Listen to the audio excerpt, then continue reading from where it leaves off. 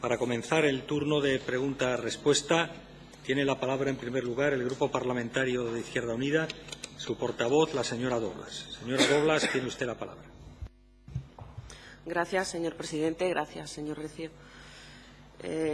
Sus antecesores en el cargo nos han estado ilustrando en días pasados sobre los programas de ayuda y la verdad es que han hecho una presentación realmente, podríamos decir, hasta bucólica, teniendo en cuenta que eran ayudas muy bien intencionadas, que estaban dirigidas al apoyo y a la salvación de empresas en crisis y zonas deprimidas económicamente.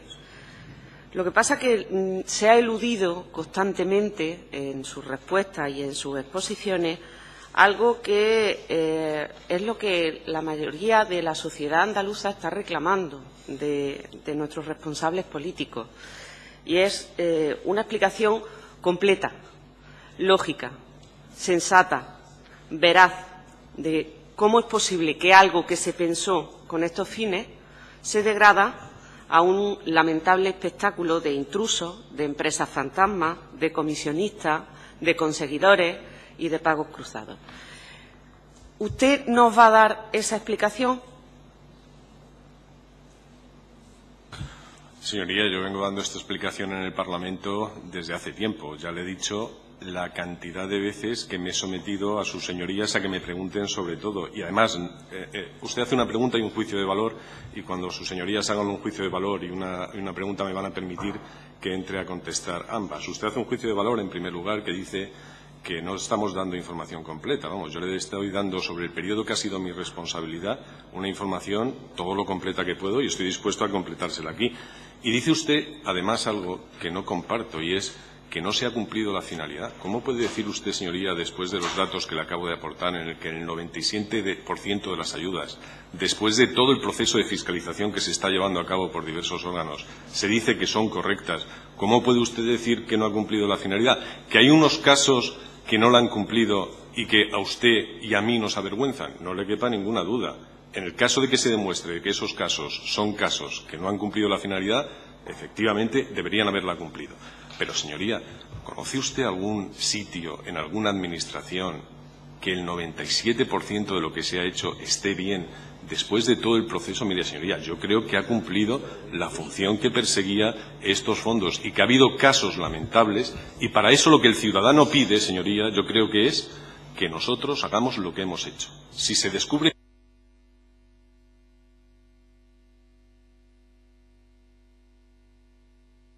Esto no se ha oído, disculpe.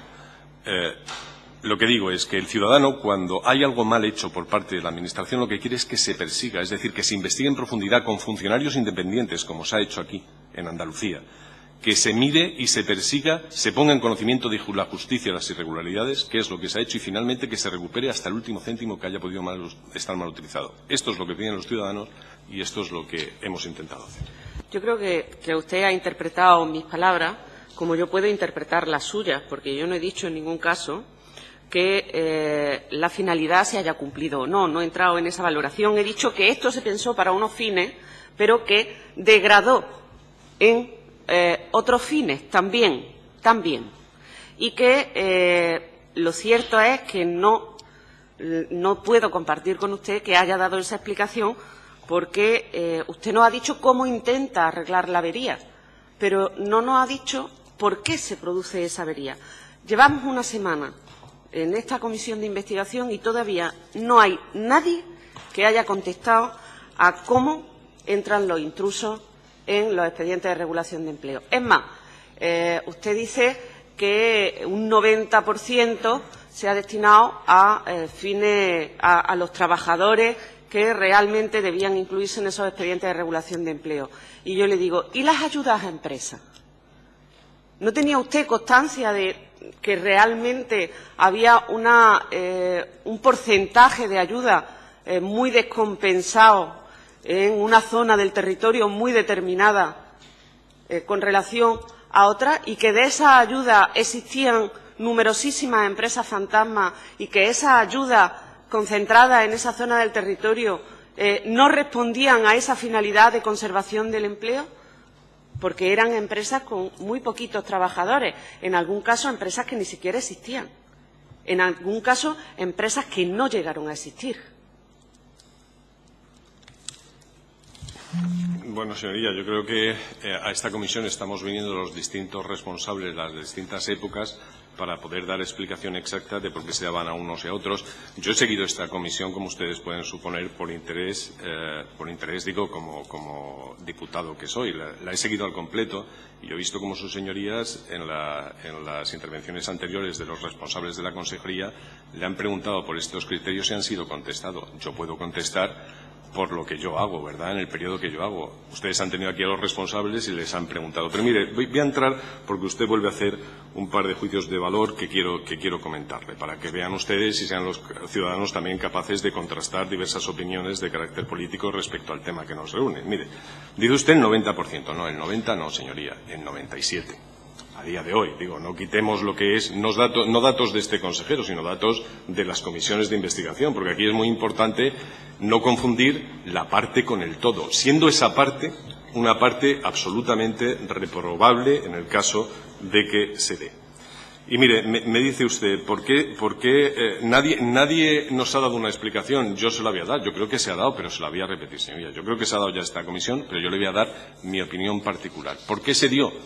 Por un abuso de confianza de personas que llevaron a cabo actuaciones indebidas. Eso fue lo que ocurrió, señoría, porque existía procedimiento. El procedimiento, ya lo he dicho en mi intervención, era un procedimiento legal, era un procedimiento público, un procedimiento que se conocía.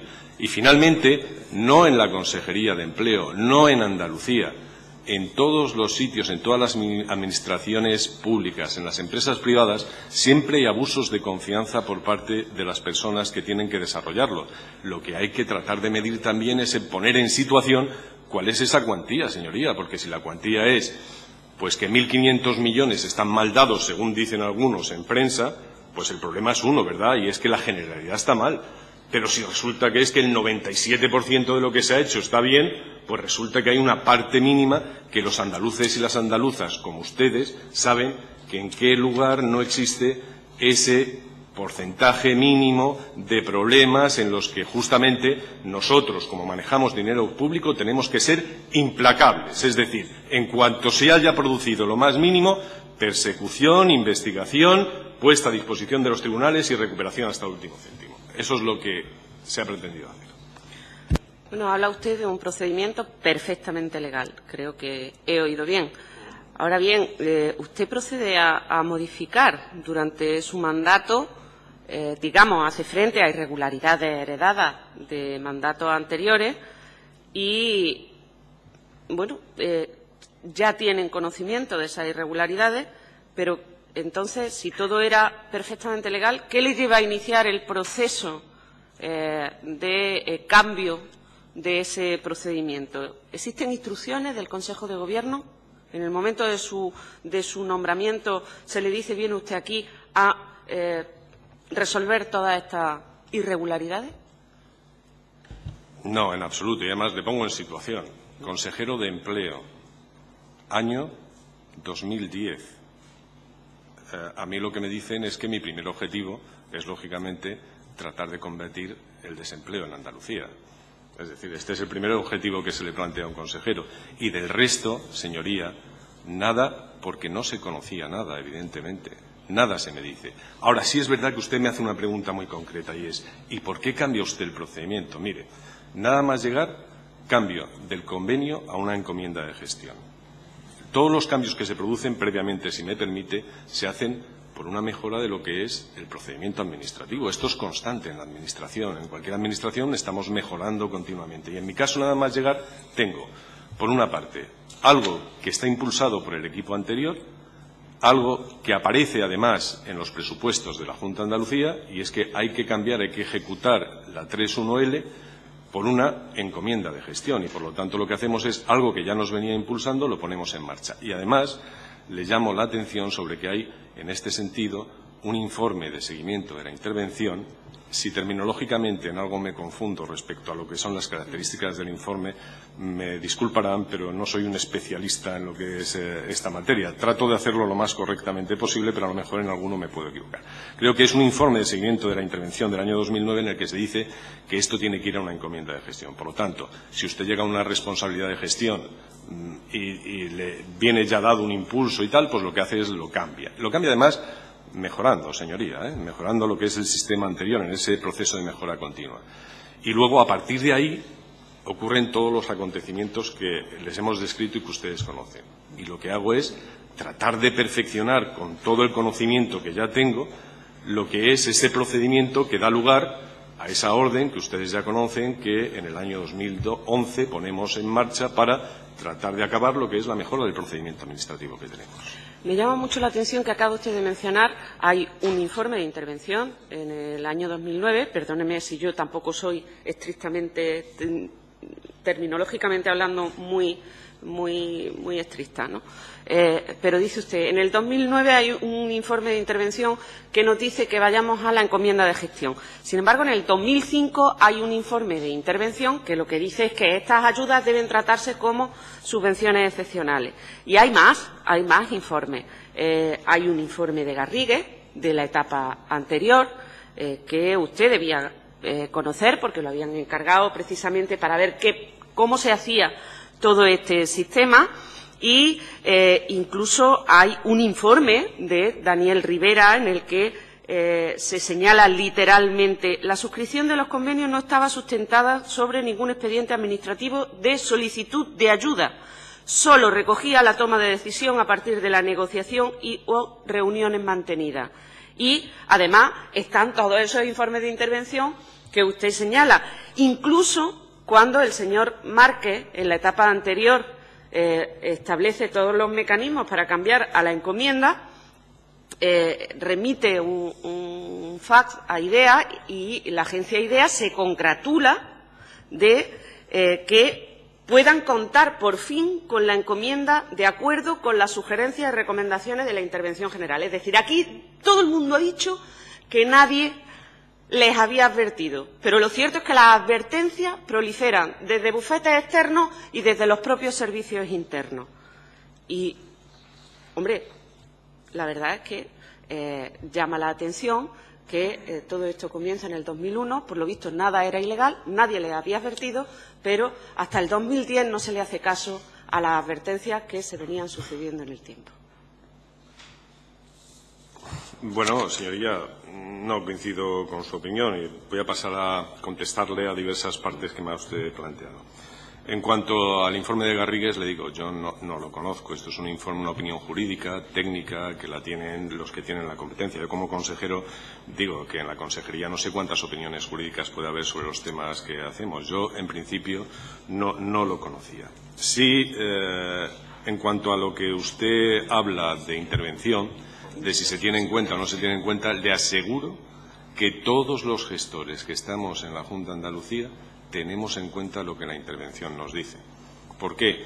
Porque es que la intervención es quien fiscaliza, es la llave que abre y cierra las posibilidades que nosotros tenemos desde el punto de vista administrativo. Todos hacemos caso a la intervención y, en este caso, a lo que usted me dice, yo creo que las alegaciones, no son alegaciones, la intervención lo que hace en esos informes es expresar una opinión sobre el procedimiento, pero no emite ninguna discrepancia, no hay ningún tema de informe de actuación, no hay ningún reparo.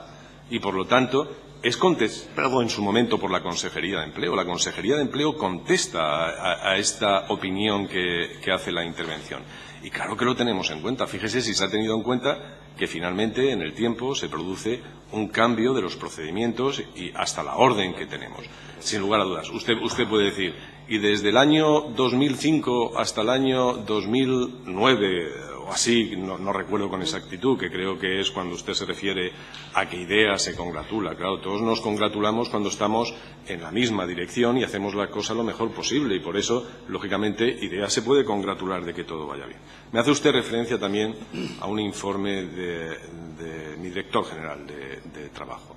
Y le digo, en ese informe se hace mención a una cuestión muy concreta, a una empresa, y lo que se hace hincapié es sobre el procedimiento, y que en el procedimiento hay una ausencia, y esa ausencia es la que motiva finalmente que se tome una decisión, no que se tome una decisión, sino que se informe sobre una decisión que ya se ha tomado previamente, y que lo que se hace es decir, se tomó una decisión previamente, y esa decisión que se toma previamente, incluso creo que previamente a nuestra llegada a la consejería, lo que se hace es decirle que le faltan algunas cuestiones y esas cuestiones que le faltan son las que se ponen de manifiesto. Por lo tanto, yo le digo, señoría, no tengo ninguna duda. El procedimiento ha sido un procedimiento legal desde el principio. Aparecía en los presupuestos de la Junta. No ha habido nadie que yo sepa, señoría, nadie, pero no digo, cuando no digo nadie dentro de los grupos parlamentarios, ni el órgano de control del Parlamento, ni la intervención, nadie, absolutamente nadie, que haya dicho que eso estaba mal, cuando finalmente es conocido. Además, señoría, es público, porque estoy escuchando aquí que no es público. ¿Cómo que no es público? Claro que es público. Es público desde el momento en que es conocido por los agentes económicos y sociales, que son finalmente los que tienen que conocer en estas ayudas excepcionales lo que es la finalidad de estas ayudas. No lo digo por usted, señoría, lo digo, no ha hecho usted mención en su pregunta, pero sí que he escuchado en ocasiones decir que estos fondos no eran públicos, no eran conocidos. Yo creo que son públicos, conocidos y legales. Bueno, la verdad es que usted dice en su comparecencia de febrero de 2011 ante el Pleno que debe recordarnos el procedimiento seguido para la ayuda. Primero, solicitud. ¿Dónde están las solicitudes, señor Recio? Usted que ha visto los expedientes, ¿dónde están las solicitudes? Segundo, cumplimiento de condiciones y establecimiento de protocolo. ¿Dónde se establecen las condiciones para el acceso a la ayuda, señor Recio? Si no es hasta 2012, con una orden que se hace desde su consejería, ya bajo su mandato, cuando se establecen las bases reguladoras para la concesión de la ayuda. ¿Dónde están esas condiciones? ¿Dónde están los protocolos? No existen. Lo único que existe es el convenio específico entre el IFA y la Dirección General, porque ese sí, ese no se le puede olvidar porque digamos que es la orden de pago. Ese no se le olvida. Pero ¿dónde está todo lo demás? Es que no lo encontramos. ¿Esa es la publicidad del procedimiento? Más bien, hombre, existe un procedimiento que escapa, y además lo dicen ustedes en varios documentos, que escapa porque no dicen que escapa, dicen que hay que facilitar, hay que agilizar, y por eso se establece el convenio, y lo cierto es que escapa a todos los controles de la intervención que se hace mediante transferencia de financiación, que el Parlamento lo que aprueba son transferencias de financiación, y eso es un fraude de ley, el destinar un instrumento para una finalidad concreta a otra finalidad distinta que escapa a cualquier control y, de hecho, no lo advierten los servicios jurídicos del Parlamento. Eso se llama fraude de ley. Eso se llama utilizar un medio lícito para un fin ilícito. Y, de hecho, ha habido utilización, ha habido gestión que no se corresponde con la finalidad prevista. Bueno, entiendo que no hay una pregunta expresa, sino una manifestación. Sí, ¿dónde están las solicitudes? Sí, ¿Dónde están? Vale, paso a contestar punto por punto lo que usted me comenta. Bueno, yo lo dije en el Parlamento y lo mantengo, eso es lo que tiene que haber y eso es lo que ha sido investigado por las comisiones de funcionarios y que finalmente, le digo, señoría, todo esto está sujeto a revisión. No porque este consejero diga que está bien, sino porque ha habido unas comisiones de funcionarios independientes que han revisado todo el proceso, que finalmente han dicho que el 97% está bien, porque hay ahora mismo una Cámara de Cuentas que está supervisando todo esto. Veremos a ver qué sale finalmente. Veremos a ver, señoría, si coincide. Pero fíjese, el ciudadano lo que puede estar tranquilo es porque este consejero, cuando le ha tocado supervisar todo esto, ha dicho, esto es lo que había que hacer. Ha puesto a personal independiente, a funcionarios, a supervisar todo el tema. Los datos que tenemos en este momento, lo que nos dicen es que el 97% de esas ayudas sociolaborales están bien dadas, señoría. Yo le estoy aportando datos. Y usted me dice, es que hay un 3% que está mal. Y yo le digo, efectivamente, hay un 3% que está mal. No, y yo le digo, es que hay empresas que no existen y que han recibido las ayudas, ¿no? Y las empresas fantasmas, ¿dónde las dejamos? ¿En qué tanto por ciento las dejamos? ¿Dónde las dejamos? En una revisión de oficio, que si no tienen derecho a percibir esto, será recuperado el dinero hasta el final. Pero es que usted me dice más, señoría, dice, es que no es verdad que nosotros aprobáramos en el Parlamento. Mire, tengo hecho el ejercicio año a año, pero le voy a leer un año de los que tengo hecho el ejercicio de revisión del presupuesto y de los documentos que acompañan al presupuesto de la Junta de Andalucía. Mire, le voy a leer, por un ejemplo, en el año 2005, lo que dice exactamente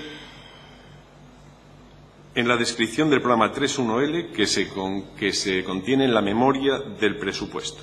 Mire, dice, entre las metas sectoriales se menciona mantener las políticas de ayudas a empresas con dificultades a través de subvenciones finalistas, atendiendo a las necesidades públicas al mantenimiento del empleo y del tejido productivo andaluz, a través de los acuerdos del Instituto de Fomento de Andalucía para la subvención y ayuda a sectores y empresas con dificultades financieras que pudieran verse afectadas por distintas crisis. Y, por otro lado, también se dice, asimismo, y en una cuantía con especiales dificultades de mantenimiento del empleo, prejubilaciones y viabilidad económica. Y fíjese lo que dice exactamente en esto que ya finalmente le leo, Dice, por su parte, entre los objetivos generales y líneas de trabajo se encuentra mantenimiento del empleo y tejido productivo andaluz, cubrir las necesidades comprometidas asumidas a expedientes de regulación de empleo, ayudas a prejubilaciones, proyectos de viabilidad de pequeñas y medianas y grandes empresas e incentivar la consolidación económica en aquellas empresas con dificultad y mantenimiento de empleo. Esta dirección general, se refería a la de Trabajo y Seguridad Social, instrumenta la materialización de las ayudas a través de un convenio con el IFA y de su dotación anual específica de contribución a pólizas de prejubilaciones de Santana Motor, de Boliden Prisa y de la Faja Pirítica de Huelva. Señoría, pero les digo, yo lo que les estoy diciendo es, me dicen, no aparecía recogido en lo que es la aprobación del presupuesto ninguna mención ni al procedimiento ni al destino. Les estoy leyendo textualmente un año por no aburrirle. El ejercicio lo tengo hecho año a año, señoría. ¿Y a Río Grande? No. Un restaurante. Bueno, y a una empresa de aceitunas con 30 trabajadores. Sí. Señora Doblas, le ruego vaya concluyendo. Sí. Tampoco había responsabilidad alguna sobre la ejecución de ningún programa presupuestario como consejero, porque el resto de consejeros también nos han dicho que eso escapaba a su control, eso pertenecía a la Dirección General. ¿Es así? Si se refiere usted a lo de la delegación de competencias, eso funciona así, lógicamente, para cualquier consejero. Hay una delegación de competencias que se hace sobre las personas que tienen la responsabilidad final de llevar a cabo y ejecutar. ¿Me va a permitir? Es que esa delegación de competencias no se publicó en ningún BOJA. ¿En mi caso? En su caso, sí. En los anteriores casos, no se publicó, no existía esa delegación de competencias. Para ver, dígame la pregunta exacta. En mi caso está publicada la delegación. En su caso está publicada. Y es expresa. Pero, claro, también todas estas, volviendo al control que se ejerce sobre todas estas ayudas, usted dice en la misma comparecencia que he dicho antes que existe un control que se denomina control financiero permanente y que se caracteriza básicamente porque se ejercita a posteriori, por tanto no es vinculante, y porque es contradictorio. Es decir, las observaciones o deficiencias puestas de manifiesto pueden ser objeto de discusión. Pues vaya porquería, permítame la expresión, de control financiero permanente. Eso es el control financiero que se debería llamar de Juan Palomo. Yo me lo guiso, yo me lo como. Es que es un control que ejercen ustedes para no ejercer control. O por lo menos esa sensación da. Pues no puedo compartir en absoluto la opinión con usted, señoría. Y le digo, el control financiero permanente es otro tipo de control, porque es que aquí parece que sacralizamos la fiscalización previa como la solución de todos los males. Y le digo, se equivoca usted, señoría. Pregunte a los expertos sobre la materia y verá cómo le dicen que eso no es así. Y no es así porque finalmente, sea fiscalización previa o sea control financiero permanente, en todas las administraciones de cualquier ámbito existen problemas de personas que con abuso de confianza lo que hacen es pervertir lo que se le ha dicho que hicieran. Pero no en el caso que estamos tratando, en un montón de casos, señoría. Ustedes tienen también responsabilidades de gobierno y saben que lo que le estoy diciendo es absolutamente verdad. Y lo dicen y lo saben todos los andaluces, todas las andaluzas lo saben. Mire, señoría, el control financiero permanente funciona y funciona bien. Funciona también como la fiscalización previa y funciona en un montón de sitios, no solo aquí en Andalucía.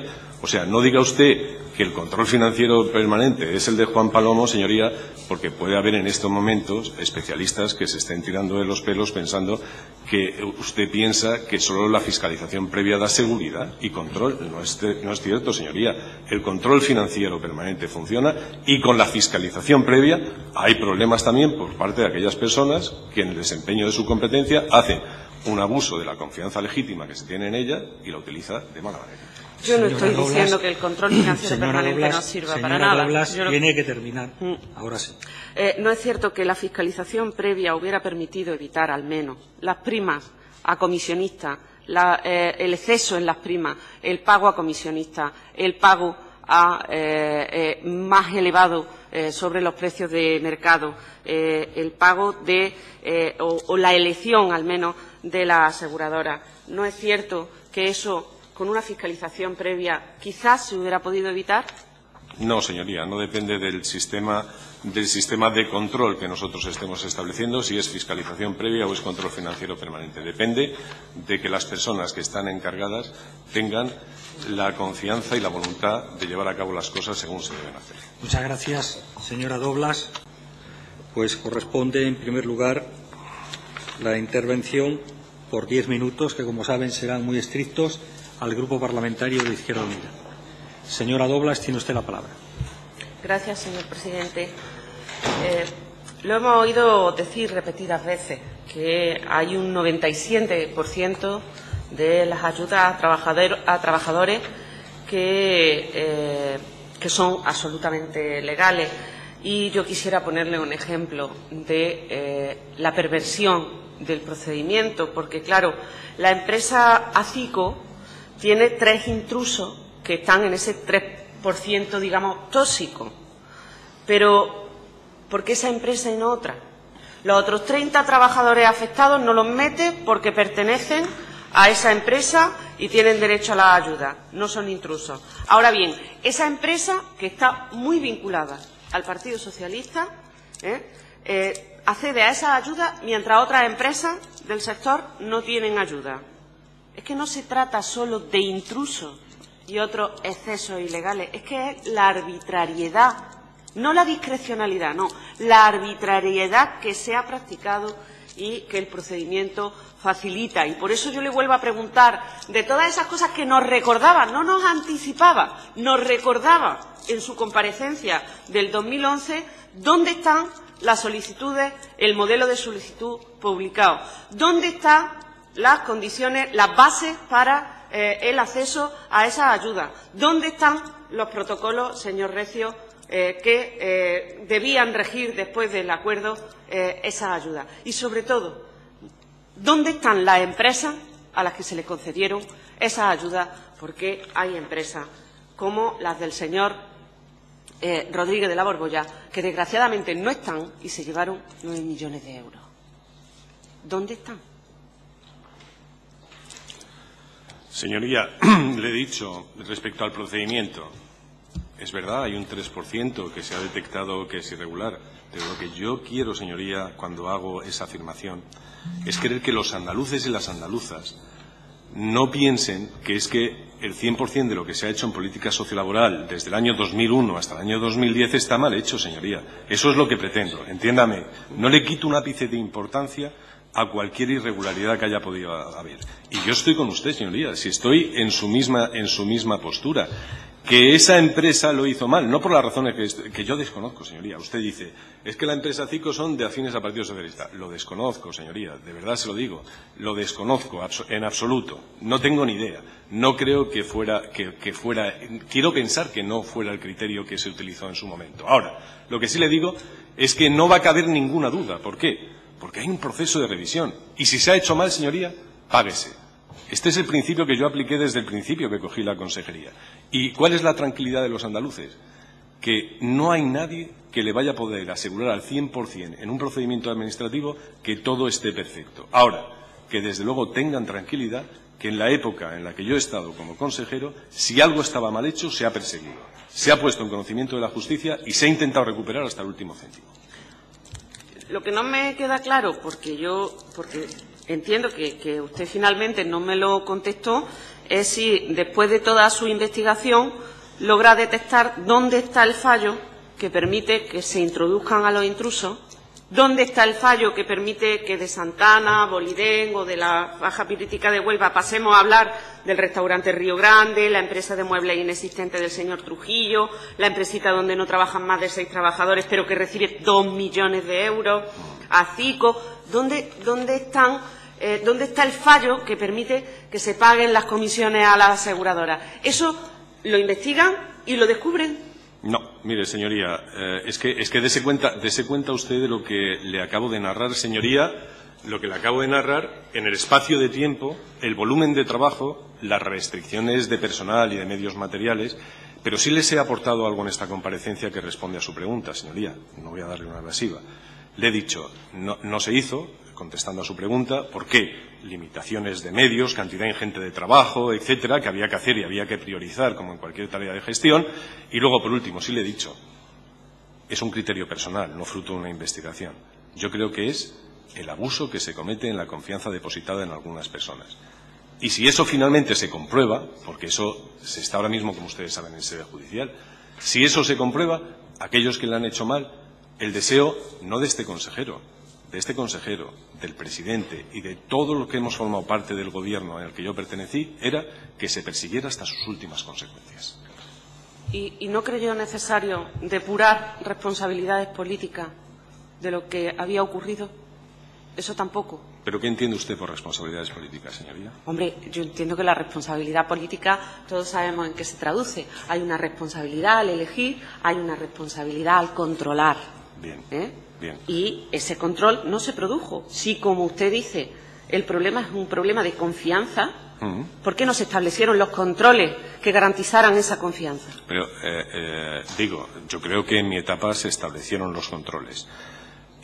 Si usted me habla de responsabilidades políticas, desde luego, en la etapa en la que yo soy consejero, digo, en primer lugar, yo como consejero no soy quien para depurar responsabilidades políticas. Yo lo que tengo es un trabajo de carácter institucional y lo que tengo que hacer es hacer lo que les he contado en esta comisión de principio a fin, que no voy a repetir. Ahora, que usted me dice, en las personas que usted nombró con confianza, creo que lo he dicho aquí en esta sala y lo vuelvo a repetir. Yo en las personas que nombré bajo mi periodo, absoluta confianza. No me refiero a ella. Quiero decir, en el proceso de investigación, usted hablaría con sus compañeros, con los que le precedieron en el cargo, hablaría con el señor Fernández, hablaría con el señor Viera, y si no habló con ellos, ¿no considera que era lo lógico el pedirles una explicación? Pero, señoría, yo creo que ellos actuaron de buena fe, como cualquiera. Ellos han estado aquí en esta comisión, ustedes le han podido preguntar. Yo puedo responder por la etapa en la que yo he sido consejero, ¿verdad? Pero en las etapas anteriores ustedes han tenido oportunidad de preguntarles a ellos. ¿Hay procedimiento abierto para el reintegro del dinero que sea destinado a empresas que no debían haberlo recibido? Que está claro que no debían haberlo recibido, puesto que ni siquiera llegaron a funcionar. Hay un procedimiento de revisión de oficio, incluso hay un par de sentencias que yo creo que les he leído en este sentido, en el que ya se está con el procedimiento abierto. Están todas siendo revisadas, señoría, todas. Las ayudas a empresas. Las ayudas a empresas, en crisis. todas. No las ayudas sociolaborales. Señoría, no ha habido un proceso de revisión mayor que el que está siendo llevado a cabo en la política sociolaboral de la Junta de Andalucía. ¿Tiene usted constancia de que se haya recuperado un solo euro? Le he dado las cifras en mi intervención. No, me ha dicho que hay 14 millones de euros en solamente lo que se refiere a expedientes de regulación de empleo. Sí. Por otra parte, que son los que se han dejado de pagar, eso es tan claro. Del resto, ¿se ha recuperado un solo euro? ¿Se refiere de las ayudas a empresas? Ayudas a empresas y ayudas sociolaborales. Fuera de lo que se ha dejado de pagar, ¿se ha recuperado algo? Sí, se ha recuperado. No tengo las cifras, les he dicho la cuantía total de lo que está ahora mismo abierto, pero sí, ya se va recuperando. Usted insiste en la ausencia de advertencias, porque como no son vinculantes, pues eso no es advertencia. Insiste, permítame la expresión, en culpabilizar al Parlamento cuando el Parlamento lo cierto es que no tiene acceso a ese procedimiento que no se publica en ninguna parte. Insiste en que la fiscalización previa no es la panacea. Y yo me voy a permitir hacer un juicio de valor y me arriesgo a que me lo conteste en su extensión. Yo creo que sé cuál es la panacea y son los principios rectores de la Administración pública los que nos enseñan a todos desde el principio cómo debe actuar una Administración con transparencia. Son los de publicidad, son los de competencia, son los de libre concurrencia, son los de control y los de eficacia. Verá usted, el Parlamento aprueba, y le voy a poner un ejemplo que entienda todo el mundo, una partida para la construcción de un colegio. Lo que no aprueba es que después ese colegio se asigne a dedo a una empresa cualquiera. Lo que no aprueba es que no se siga ningún procedimiento. Lo que no aprueba es que haya comisionistas. Eso no lo aprueba el Parlamento en ningún caso. Pero lo que sí tiene aprobado el Parlamento es que esta Administración tiene que sujetarse a esos principios rectores de la Administración: publicidad, concurrencia, eficacia. Bien, señoría, pues mire, con los principios rectores de la Administración pública coincido con usted al 100%, no puede haber otros. Es decir, sin ninguna duda, señoría.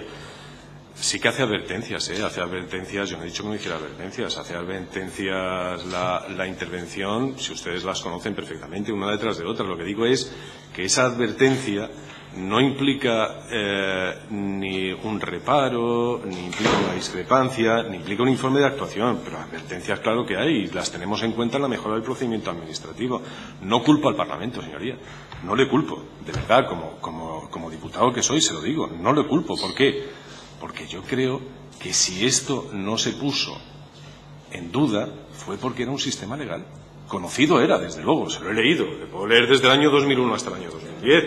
Pero yo lo que creo es que si la intervención no actúa, si no actúa tal, porque en el símil que me ha puesto usted, y le voy a contestar en el símil, pues claro, señoría, si en la construcción del colegio, aunque haya fiscalización previa, aunque haya todos esos principios, conocemos todos casos en toda España, en toda Europa, independientemente de quién esté gestionando, que hay problema en la construcción de ese colegio. Por supuesto. ¿O es que no hay problema en la construcción del ejemplo que usted me ha puesto? Claro que los hay, señoría. ¿Por qué? Porque no depende del procedimiento. Depende de la confianza que tú depositas en las personas que los llevan a cabo, señoría. Sin lugar a dudas. Porque en ese procedimiento que usted me dice con fiscalización previa hay problema. Y en otros que hay con control financiero permanente no hay ningún problema. O sea, que no depende del procedimiento. Depende finalmente de las personas en las que tú depositas la confianza para llevar los proyectos a cabo. Y, señoría, creo, porque tengo absoluto respeto a lo que es este Parlamento. En ningún momento quiero que usted entienda de mis palabras que yo culpo a nadie, Lo que ustedes me están diciendo es, se dio publicidad. ¿Y por qué se dio publicidad? Porque le he leído año 2005, pero año a año, si ustedes revisan, señoría, la información que está pública, pueden ver que la partida 31L aparece, y además, se lo digo, señoría, aparece con unas cuantías. Mire, 2001, 72 millones de euros, 2002, 66, 55, 42, 87, es decir, cuantías importantes como para que cualquier diputado, señoría, nos fijemos. Y si son medidas sociolaborales, más te fijas todavía, ¿verdad, señoría? Porque dices, dentro de los gastos, estos son unos muy específicos que van a cubrir unas necesidades muy, muy específicas. Y, señoría, de verdad, son discrecionales, no son arbitrarios. Y el hecho lo demuestra que finalmente todo lo que se ha investigado dice que el 97% está en principio bien, de momento. Muchas gracias, señora Doblas.